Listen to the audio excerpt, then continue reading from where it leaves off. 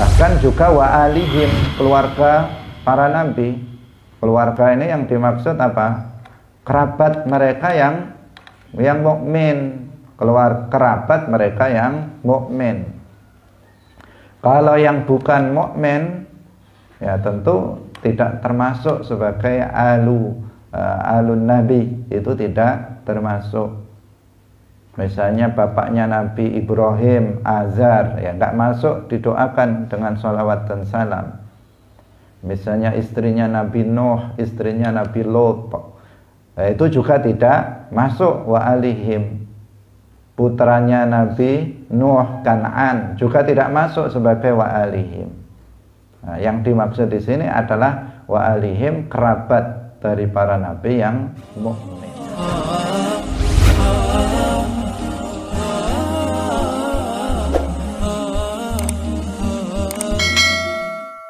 Assalamualaikum warahmatullahi wabarakatuh.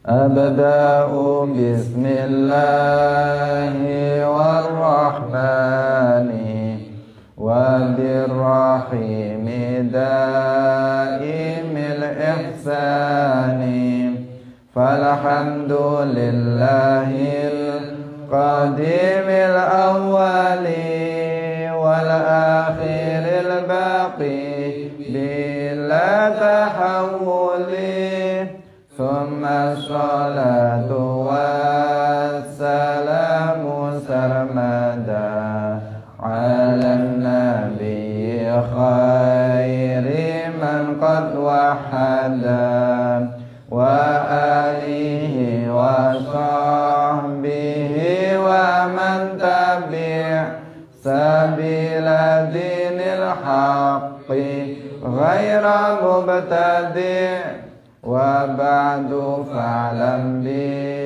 wujubil ma'rifah min wajibin lillahi ishrina sifah fallahu mawjudun qadimun baqi mukhalifun lil khalqi bil itlaqi wa qaimun ghani wa wahidun wahai qadir muridun alimun bi kulli syai' sami'unil basir wal mutakallimu lahu sifatun sab'atun tantazimu faqudratun iradatun sam'un basar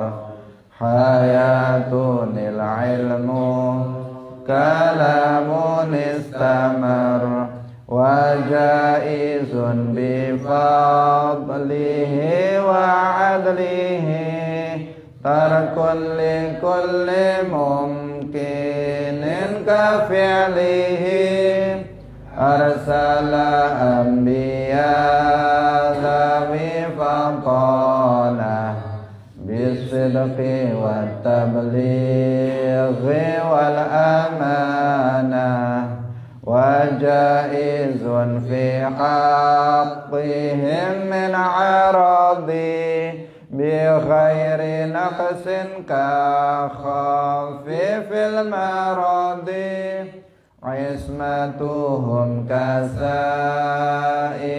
malaikah wajibatun wa fadalul malaikah wal mustahilu diddu kulli wajibin fahfat li khamsina bi hukmin wajibin tafsilu khamsatin wa ashrina lazim kulla mukallafin fahaqqiq wa khutanim hum adamun idrisu nuhun huduma salih wa ibrahimu kullun muttaba' Lutun wa Ismailu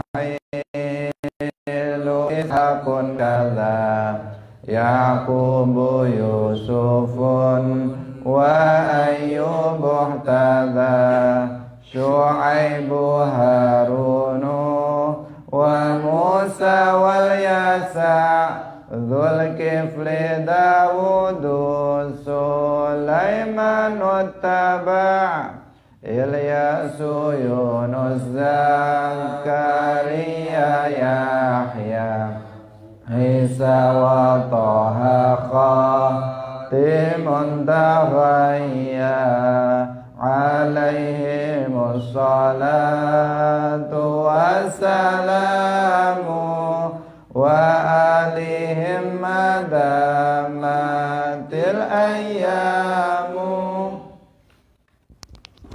Hadirin hadirat kaum muslimin muslimat, pemirsa Madu TV rahimakumullah. Alhamdulillah, puji syukur marilah kita sampaikan kepada Allah Subhanahu wa taala. Pada pagi hari ini Allah Subhanahu wa taala kembali melimpahkan nikmat-nikmatnya, rahmatnya kepada kita semuanya, sehingga kita pagi hari ini kembali bisa bersama-sama dalam pengajian kitab Aqidatul Awam. Semoga pertemuan kita pada pagi hari ini mendapatkan keberkahan dan Allah memberikan pemahaman kepada kita tentang apa yang kita pelajari. Amin ya rabbal alamin. Salawat dan salam semoga tetap terlimpahkan kepada Nabi Agung Nabi Muhammad sallallahu alaihi wasallam, para sahabatnya, keluarganya, serta seluruh umat Islam yang mengikuti beliau ila yaumil qiyamah. Hadirin rahimakumullah, pada pagi hari ini kita sampai pada bagian yang terakhir dari penyebutan para nabi, yaitu nazam tentang bahwa al-muallif Asy-Syaikh Ahmad Al-Marzuqi membaca salawat dan salam untuk seluruh para nabi yang beliau sebutkan sebelumnya.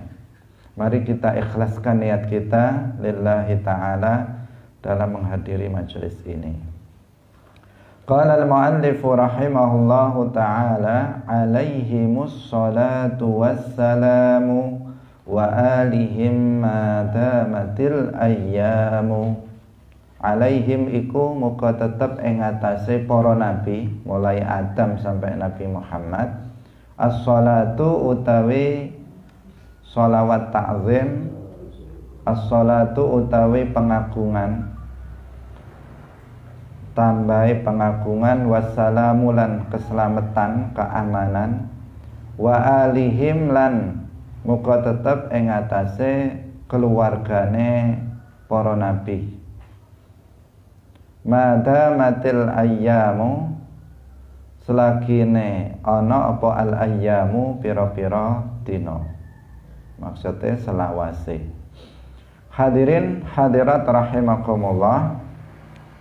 Di sini Asy-Syaikh Ahmad Al-Marzuqi, muallif dari kitab Aqidatul Awam, itu mengakhiri penyebutan para nabi yang 25 dengan bersolawat dan salam atas mereka. Jadi kalau kita menyebut nama seorang nabi atau kita mendengar nama nabi, maka kita bersolawat kepada beliau. Bahkan kalau Rasulullah Muhammad sallallahu alaihi wasallam nama beliau disebut ke kita itu tidak bersolawat kepada Nabi, maka Rasulullah menyebut orang tersebut sebagai orang yang bakhil. Beliau bersabda, al-bakhilu man dzukirtu indahu falam yusalli alayya. Orang yang bakhil itu adalah orang yang namaku disebut di dekatnya tetapi dia tidak bersolawat kepadaku, maka dia disebut sebagai orang yang bakhil. Karena itu Jangan sampai kita kemudian melupakan bersolawat kepada Nabi ketika nama beliau itu disebut. Ketika disebut Muhammad, maka jangan lupa untuk membaca sallallahu alaihi wasallam. Allahumma sholli ala sayyidina Muhammad misalnya. Jangan lupa. Kenapa? Rasulullah menyebut orang tersebut sebagai al-bakhil. Kita, kalau misalnya ada teman kita itu menyebut kita sebagai orang bakhil, nah, kira-kira bagaimana? Ada teman kita bilang kamu memang bakhil betulan misalnya, kemudian kamu dibilang oleh teman kamu itu orang yang bakhil. Nah, hati kita enak atau tidak? Pasti tidak. Nah, bisa jadi sakit hati. Tetangga kita misalnya mengatakan kamu adalah orang yang bakhil, maka kita akan terhina dengan ucapan seperti itu. Pertanyaannya kemudian bagaimana jika yang menyebut bakhil terhadap kita itu Rasulullah, gara-gara kita tidak mau bersolawat kepada Rasulullah Shallallahu Alaihi Wasallam? Tentu ini harus kita hindari, karena itu penyebutan yang menunjukkan kehinaan bagi seseorang. Nah, jangan sampai kita lupa ketika mendengar nama Nabi untuk mengatakan sallallahu alaihi wasallam. Nah, bersolawat kepada Rasulullah sallallahu alaihi wasallam agar kita tidak tergolong sebagai orang yang bakhil. Nah, karena orang yang bakhil adalah orang yang ketika namaku disebut dia tidak, ketika nama Nabi tidak disebut, maka dia tidak bersolawat kepada Rasulullah Sallallahu Alaihi Wasallam. Hadirin hadirat rahimakumullah, dalam bait ini muallif menyebut untuk seluruh para nabi, karena beliau ketika menyebut satu persatu dari nabi, beliau tidak bersolawat, tapi solawatnya memang dikumpulkan di belakang.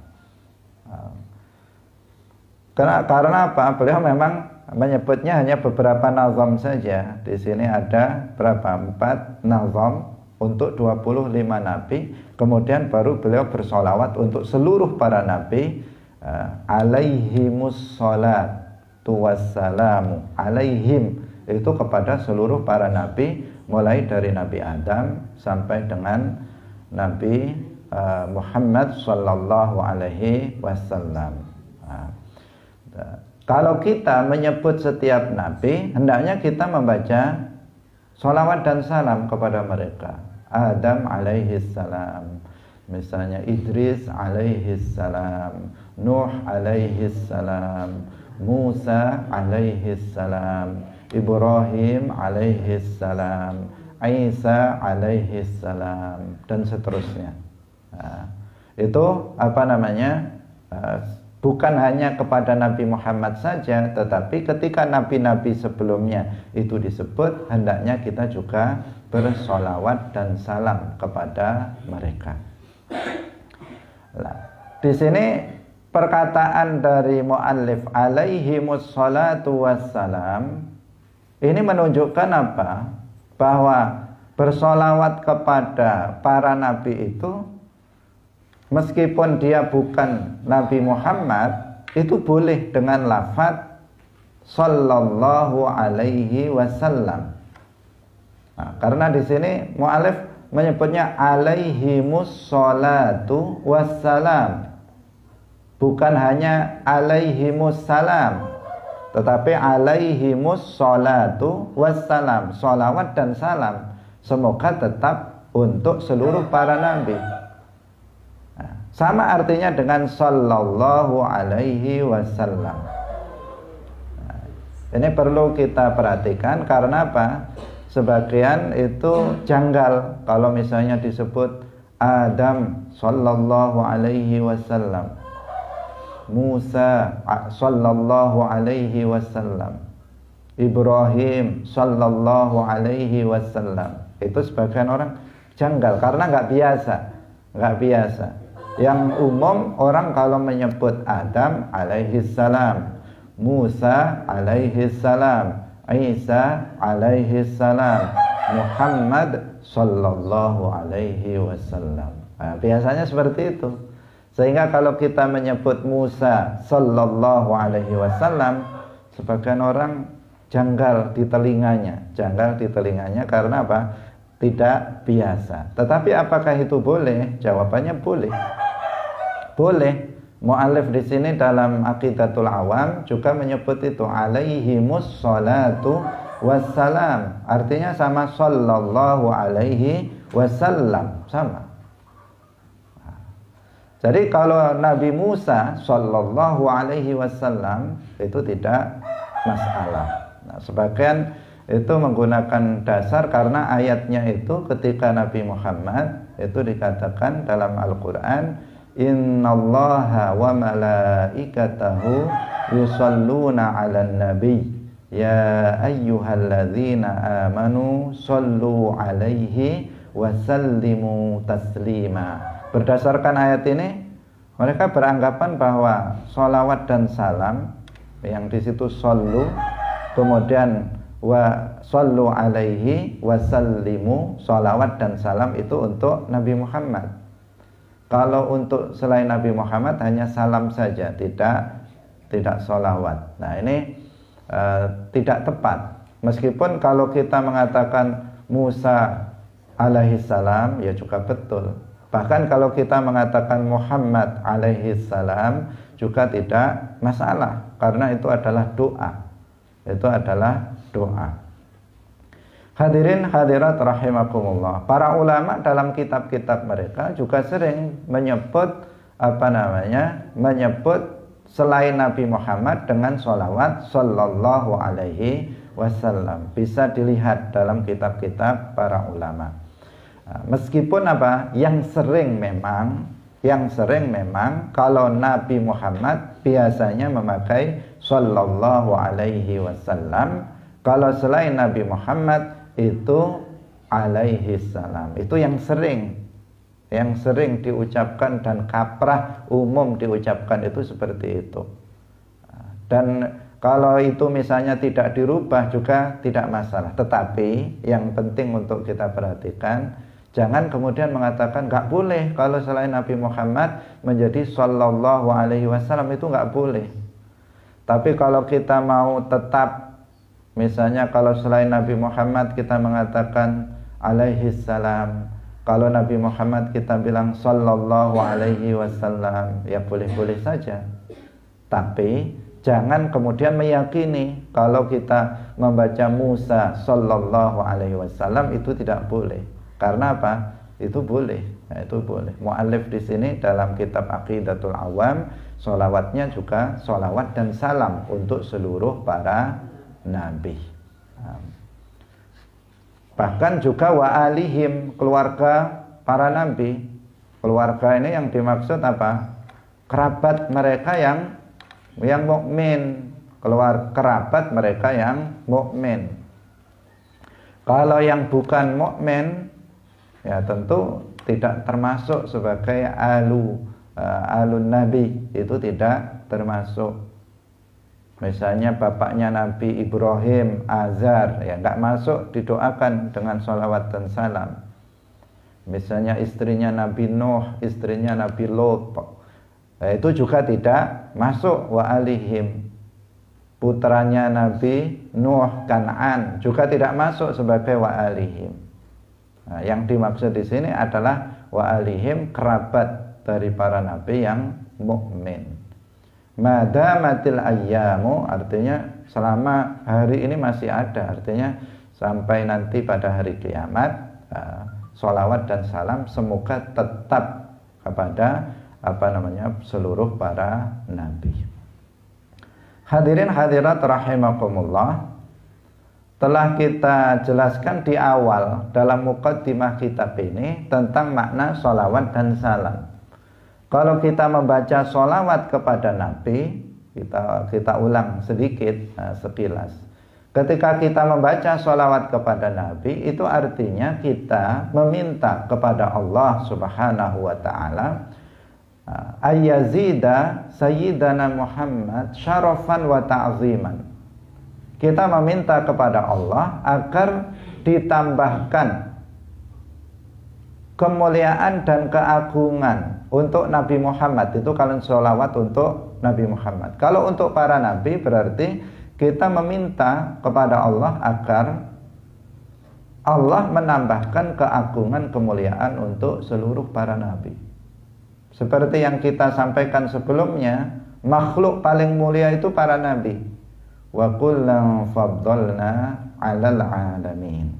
Dan Nabi Muhammad yang termulia dari seluruh para nabi, kemudian Nabi Ulul Azmi, kemudian nabi yang lainnya. Tetapi secara umum makhluk yang termulia adalah para nabi, berdasarkan ayat yang tadi itu, wa kullan faddalna 'alal 'alamin.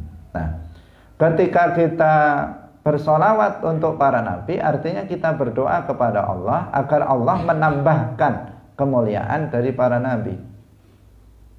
Karena meskipun Nabi Muhammad itu yang termulia, tetapi kemuliaan itu bisa bertambah. Kemuliaan indallah itu bisa bertambah.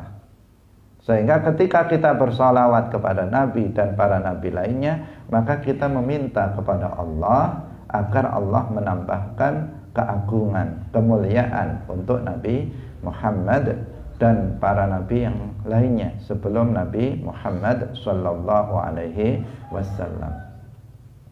Sementara ketika kita mengucapkan salam, kalau untuk Nabi Muhammad itu adalah kita meminta agar apa yang dikhawatirkan oleh beliau terjadi pada umatnya itu tidak terjadi. Artinya salam ini kembalinya kemanfaatannya adalah untuk kita umat Nabi Muhammad, agar apa yang dikhawatirkan terjadi pada umatnya ini tidak terjadi. Hadirin hadirat rahimakumullah, tentang ini sudah kita jelaskan panjang lebar di awal pembahasan kitab ini. Kemudian yang perlu untuk kita ketahui juga terkait dengan masalah sholawat ini, bahwa sholawat ini bentuknya bermacam-macam, tidak satu macam saja. Tidak satu macam saja. Ada yang itu warid dari Rasulullah, ada yang tidak warid dari Rasulullah, tetapi dibuat oleh para aulia, para sholihin, itu yang membuatnya. Ada yang memang warid dari Rasulullah, seperti Allahumma sholli ala Muhammad. Atau seseorang, atau misalnya sholawat Ibrahimiyah. Sholawat Ibrahimiyah yang biasa kita baca setelah membaca tasyahud akhir dalam sholat, itu juga warid dari Rasulullah sallallahu alaihi wasallam. Allahumma sholli ala Muhammad wa ala ali Muhammad kama shallaita ala Ibrahim wa ala ali Ibrahim wa barik ala Muhammad wa ala ali Muhammad kama barakta ala Ibrahim wa ala ali Ibrahim fil alamina innaka hamidum majid. Ini namanya sholawat Ibrahimiyah. Nah, ini diajarkan oleh Rasulullah, dan ini sholawat yang terbaik ketika diucapkan dalam sholat itu sholawat Ibrahimiyah. Kalau kita habis membaca tasyahud akhir, kemudian kita langsung membaca misalnya hanya Allahumma sholli ala Sayyidina Muhammad, kemudian kita salam, Assalamualaikum, Assalamualaikum, maka itu sah. Tetapi yang afdol dalam sholat, kalau kita membaca sholawat, maka kita membaca sholawat Ibrahimiyah ini. Nah, disebut sholawat Ibrahimiyah karena selain membaca sholawat untuk Nabi Muhammad, juga kepada Nabi Ibrahim alaihissalam dan keluarga Nabi Ibrahim. Keluarga Nabi Ibrahim itu kita ketahui kemarin dari kisah-kisah para nabi, bahwa para nabi setelah Nabi Ibrahim itu adalah keturunan dari Nabi Ibrahim alaihi salam. Sehingga Nabi Ibrahim itu sering disebut sebagai bapaknya para nabi. Karena Nabi Ibrahim memiliki putra Nabi Ishak dan Nabi Ismail. Dari Nabi Ismail kemudian turun kepada Nabi Muhammad. Dari Nabi Ishak melahirkan Nabi Yakub yang kemudian melahirkan ribuan para nabi Bani Israel. Nah, maka ketika kita membaca wabarik mengatakan kama sholaita ala Ibrahim wa ala ali Ibrahim, itu sudah masuk seluruh para nabi setelah Nabi Ibrahim alaihissalam. Hadirin hadirat rahimakumullah. Jadi kita bisa menggunakan sholawat sallallahu alaihi wasallam.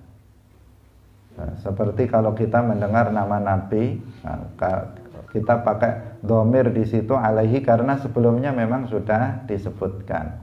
Atau kita membaca Allahumma sholli ala sayyidina Muhammad. Atau boleh tanpa sayyidina, Allahumma sholli ala Muhammad.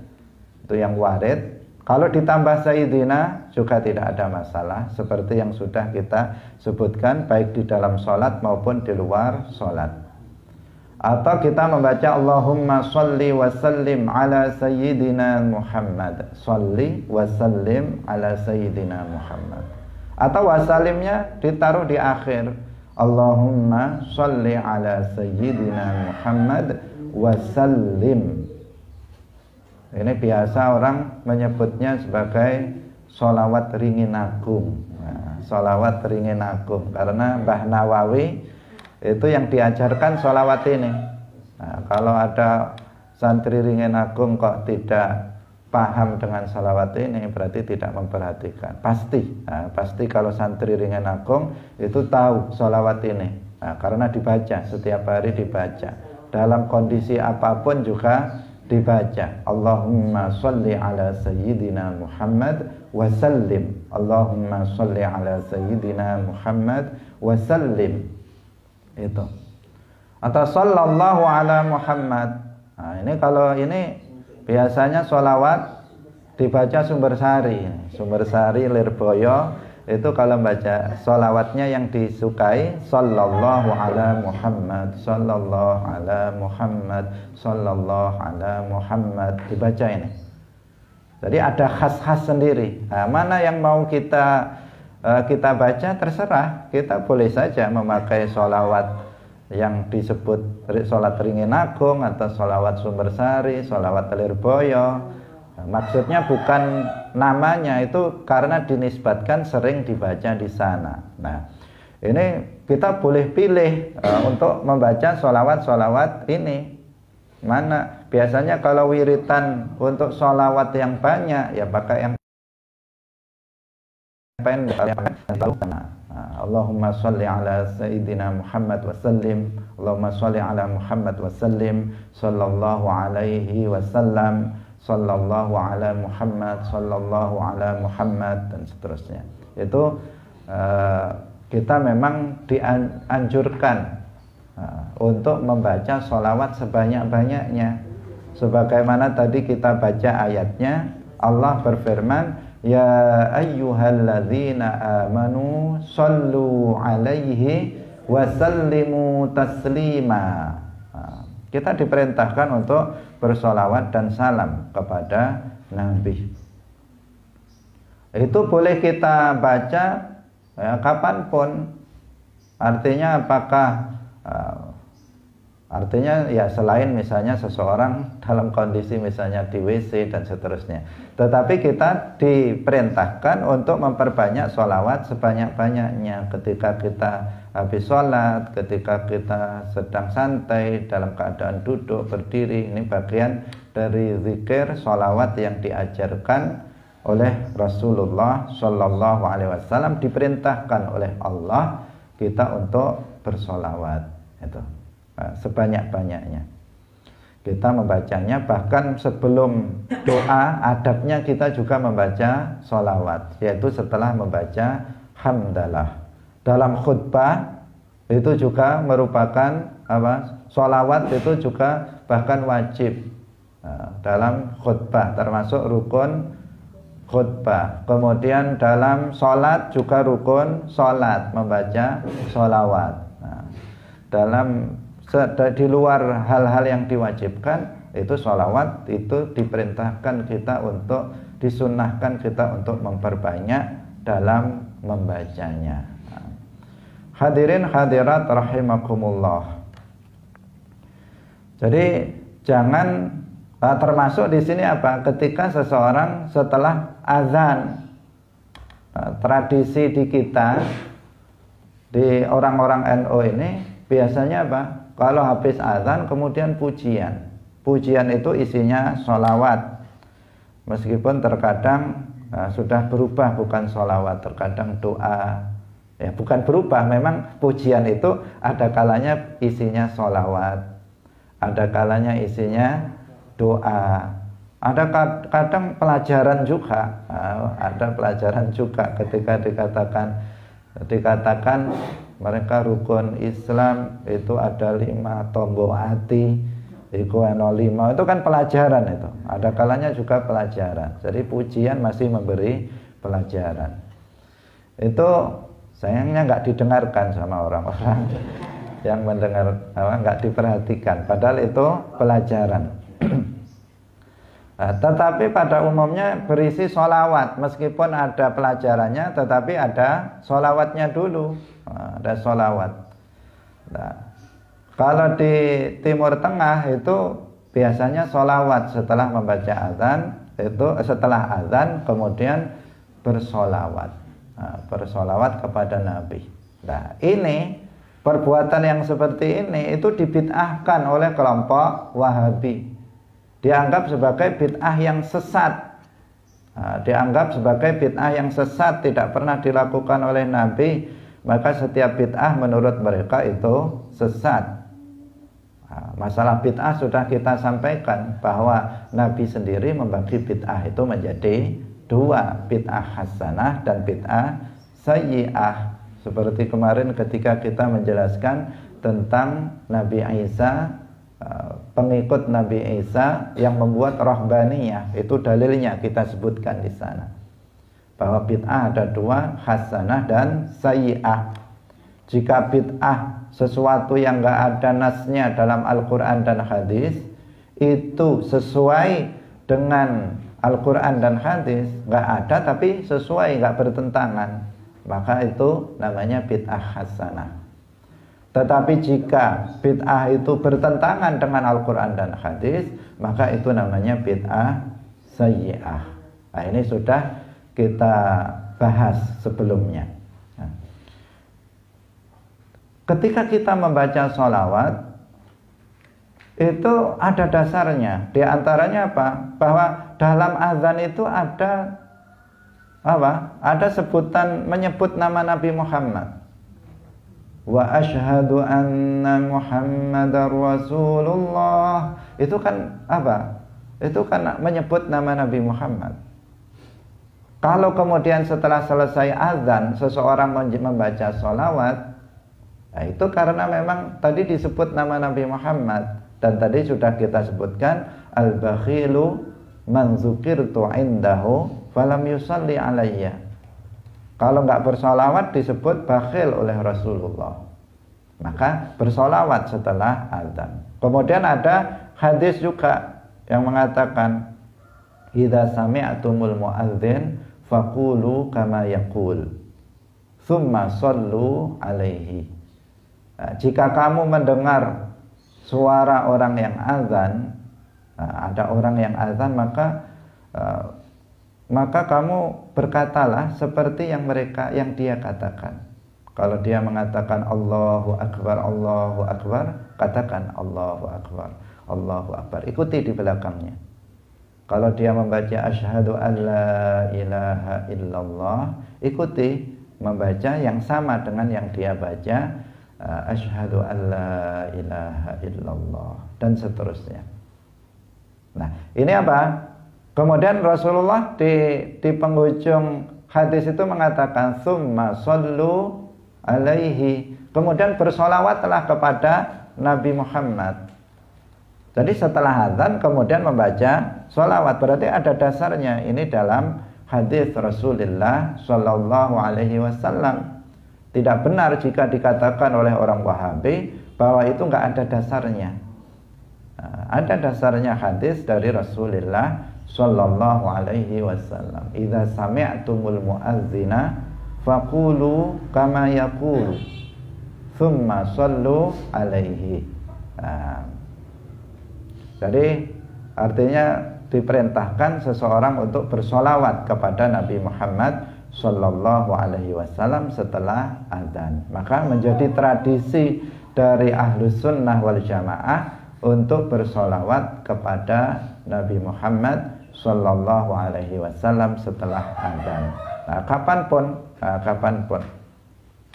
Kalau di tempat kita malah banyak sekali solawat. Majelis-majelis sholawat itu banyak sekali, majelis-majelis yang sholawat yang dibuat oleh seseorang. Tetapi dalam majelis itu, meskipun majelis sholawat adalah majelis yang mulia, jangan lupa untuk belajar ilmu din, ilmu dasar agama, karena dalam membaca sholawat juga membutuhkan ilmu.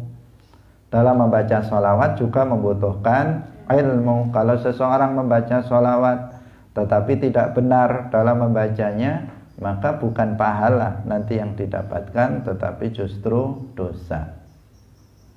Yang harus diperhatikan misalnya dalam membaca sholawat itu, kalau kita menggunakan sighat misalnya Allahumma sholli, maka jangan sampai memanjangkan lamnya.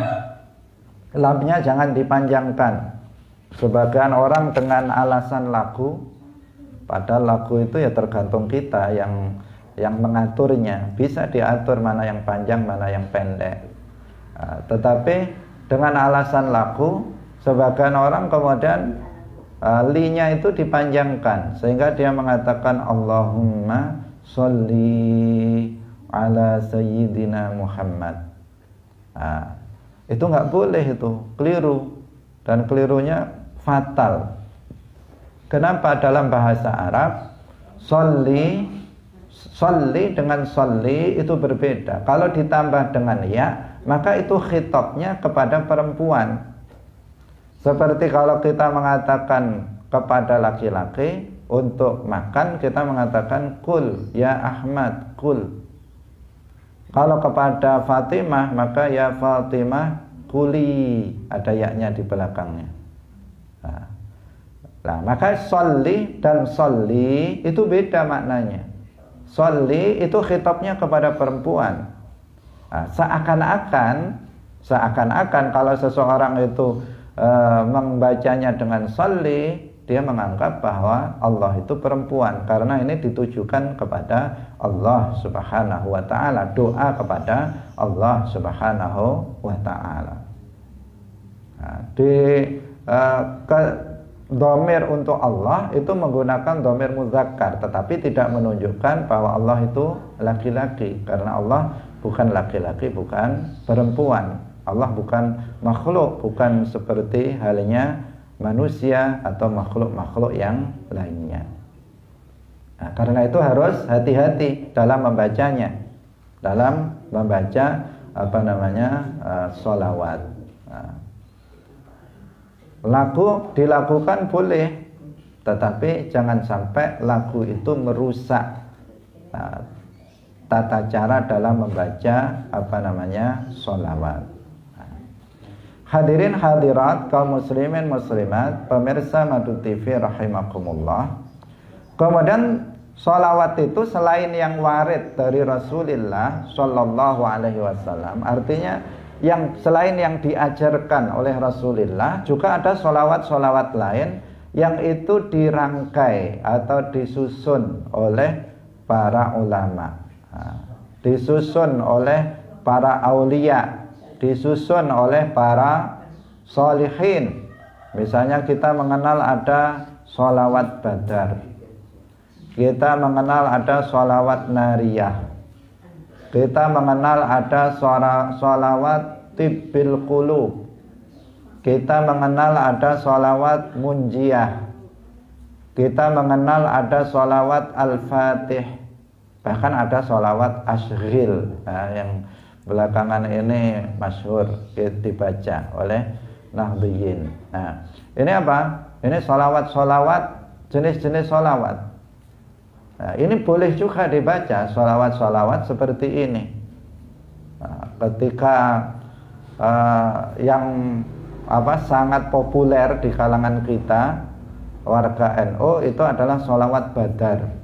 Sholawat badar, sholatullah salamullah itu ala toha rasulillah itu dan seterusnya itu sangat populer, sangat terkenal di kalangan Nahdliyin. Itu namanya sholawat badar karena di situ ada tawassul kepada ahlul badar, ahlul badar disebut sebagai sholawat badar. Kemudian juga ada sholawat yang sangat terkenal juga, sholawat munjiyah. Sholawat munjiyah itu yang sering dibaca oleh orang-orang yang berdoa itu biasanya apa? Biasanya dibaca ketika berdoa. Itu sholawat namanya munjiyah. Ada sholawat lagi namanya sholawat nariyah.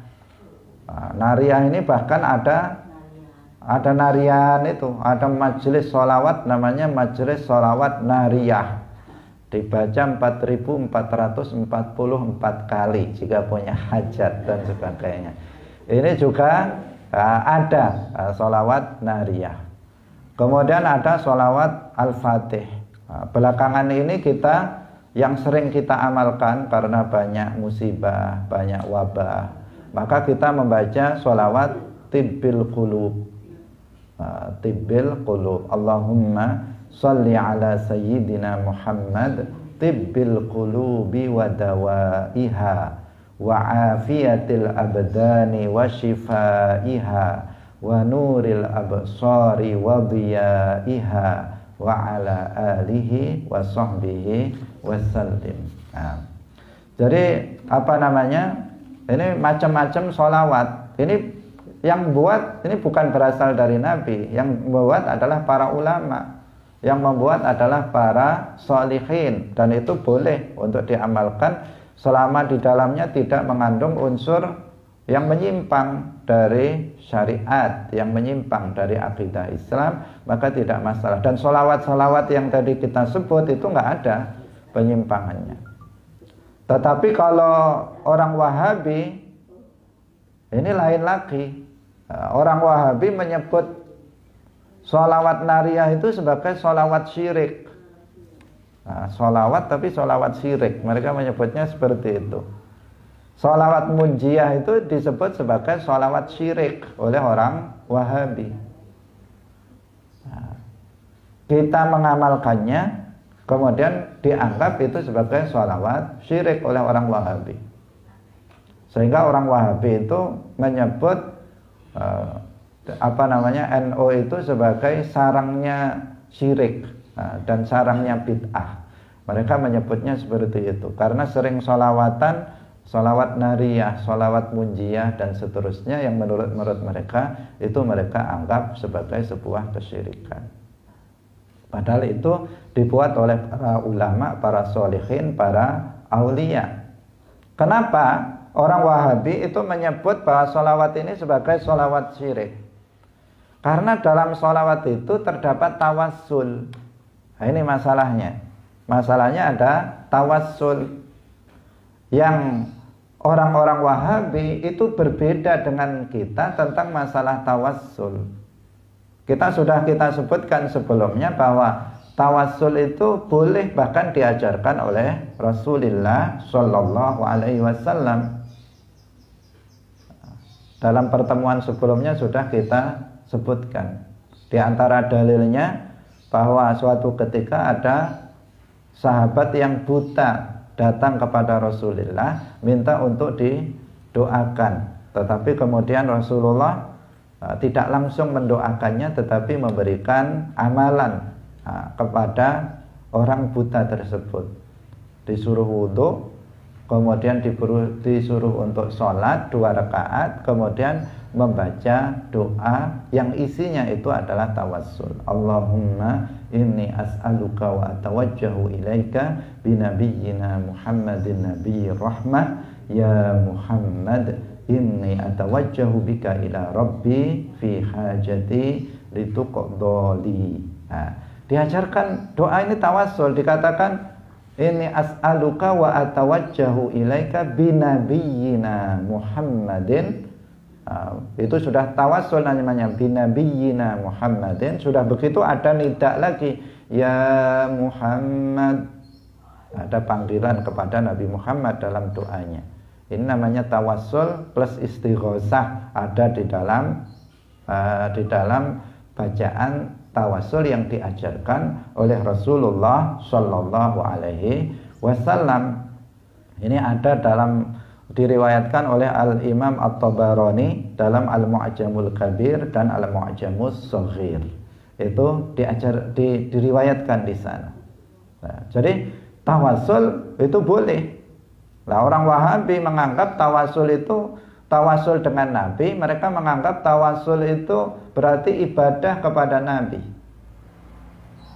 Tawassul dengan wali menurut mereka itu berarti ibadah kepada wali.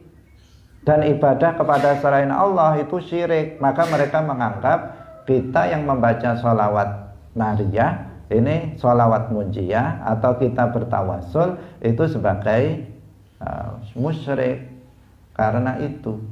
Nah, jadi karena dasarnya apa? Perbedaan dalam tawassul. Seakan-akan mereka mensyirikkan Nabi yang telah mengajarkan sahabat buta untuk bertawassul. Jadi masa Rasulullah itu mengajarkan syirik? Ya nggak mungkin. Wong Rasulullah itu misi utamanya adalah mengajarkan tauhid. Nah, mengajarkan kepada umat manusia hanya beribadah kepada Allah dan tidak beribadah kepada selainnya. Itu yang diajarkan oleh Rasulullah. Nah, ketika Rasulullah mengajarkan tawassul kepada para sahabat, maka itu berarti tawassul itu bukan syirik. Karena syirik artinya ibadah kepada selain Allah. Kan kontradiksi jadinya nanti. Nah, ini yang tidak dipahami oleh orang Wahabi. Rasulullah mengajarkan tawassul, tetapi mereka menganggap tawassul itu syirik. Secara tidak langsung mereka mensyirikkan Rasulullah Shallallahu Alaihi Wasallam. Nah, intinya kalau kita teliti, orang Wahabi itu membenci setiap amalan yang berhubungan dengan Rasulullah, yang berhubungan dengan kecintaan terhadap Rasulullah Shallallahu Alaihi Wasallam. Tadi ada orang habis azan baca sholawat, mereka bilang bid'ah. Ada orang memperingati maulid Nabi karena cinta dan syukur atas nikmat kelahiran Nabi, dibilang bid'ah sesat. Ada orang sholawatan dengan bertawassul dengan Nabi, katanya syirik. Nah, ini yang jadi masalah. Pokoknya yang terkait itu mereka haramkan, mereka syirikkan. Ada orang melakukan perjalanan jauh untuk berziarah ke makam Rasulullah, katanya itu perjalanan maksiat. Nah, ini maunya apa orang Wahabi ini? Seakan-akan mereka membenci Rasulullah Shallallahu Alaihi Wasallam. Maka kita harus mewaspadai terhadap kelompok ini. Hadirin hadirat rahimakumullah.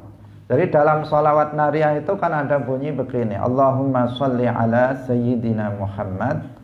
Kemudian Allahumma sholli sholatan kamilatan wa sallim salaman taman ala sayyidina Muhammadinil ladzi tanhallu bihil uqadu.